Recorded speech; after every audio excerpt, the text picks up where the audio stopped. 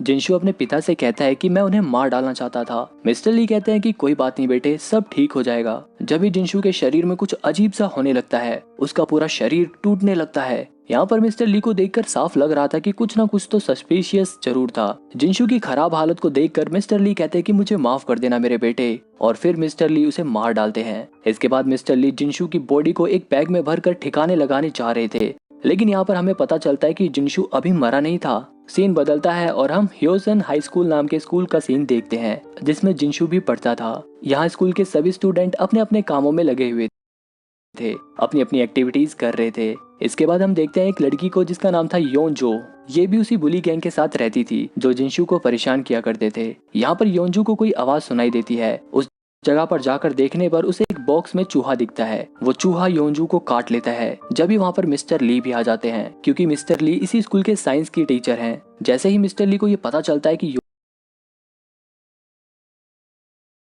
योनजू को लैब में ही कैद कर लेते हैं। इसके बाद हम देखते हैं जियोंगशन और जैनशू को। ये दोनों काफी अच्छे दोस्त हैं। इसके बाद हम ओंजो और उसकी सहेली इशाक को भी देखते हैं। जियोंगशन और ओंजो भी काफी अच्छे दोस्त हैं। इसके बाद ये सभी जियोंगशन के पेरेंट्स के रेस्टोरेंट में जाकर मस्त चिकन डिश एंजॉय करते हैं। यहाँ पर ये सभी आपस में बात करते हैं कि जिनशू कई दिनों से दिखाई नहीं दे रहा, कहीं वो किडनैप तो नहीं हो गया। अगले दिन स्कूल खुलता है और सभी बच्चे स्कूल जा रहे हैं। इन्हीं की क्लास में एक और स्टूडेंट था जिसका नाम था शुयोग। यहाँ पर वो देखता है कि बुली गैंग एक लड़के और एक लड़की को अपने अड्डे पर ले जाकर उन्हें बुली करने लगते हैं। बुली गैंग के लड़के इस लड़के को खूब मारते हैं और इसकी दोस्त की न्यूड वीडियो भी बना लेते हैं और उसे सेक्सुअली हराश भी करते हैं।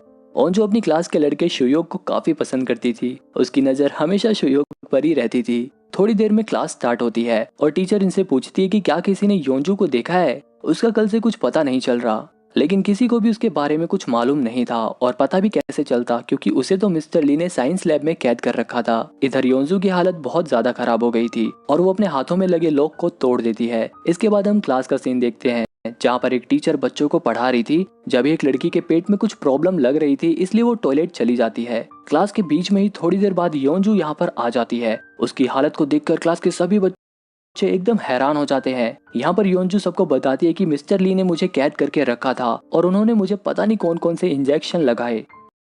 टीचर शुयोग, ओंजो और उसके दोस्तों की हेल्प से योंजू को स्कूल के फर्स्ट एड रूम में लेकर जाती है। डॉक्टर फटाफट उसका इलाज शुरू कर देती है, लेकिन योंजू की हालत काफी ज्यादा खराब थी, इसलिए डॉक्टर उसे इंजेक्शन लगा देती है और उसे हॉस्पिटलाइज करने के लिए एम्बुलेंस को कॉल कर देती है। इसके बाद स्कूल में एम्बुलेंस आ जाती है और योंजू को लेकर हॉस्पिटल की ओर। पूरे मैटर के बारे में मिस्टर ली से बात कर रहे थे, जब भी वहाँ पर क्लास टीचर के बुलाने पर पुलिस और डिटेक्टिव की टीम भी आ जाती है और मिस्टर ली को गिरफ्तार कर लेती है। वहीं स्कूल की डॉक्टर को ये पता चलता है कि जब वो योंजू को इंजेक्शन लगा रही थी, तभी योंजू ने उनके हाथ पर काट लिया, इसलिए उनके हाथ में काफी पेन हो रहा था।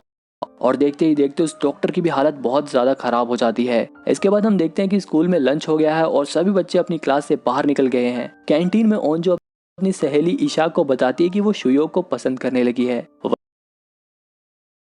वहीं शुयोग अपनी क्लास की प्रेसिडेंट से बात करने की कोशिश करता है, लेकिन क्लास की प्रेसिडेंट का कोई दोस्त नहीं था, इसलिए वो सबसे बहुत कम बात करती थी। दूसरी तरफ स्कूल डॉक्टर एक लड़के के ऊपर हमला कर देती है और उसे काट लेती है, क्योंकि वो एक ज़ोंबी बन चुकी थी। वो बाकी स्टूडेंट को काटने के लिए दौड़ती है और वो लड़का भी ज़ोंबी बन गया था और वो क्लास में घुसकर दूसरे बच्चों को काट लेता है।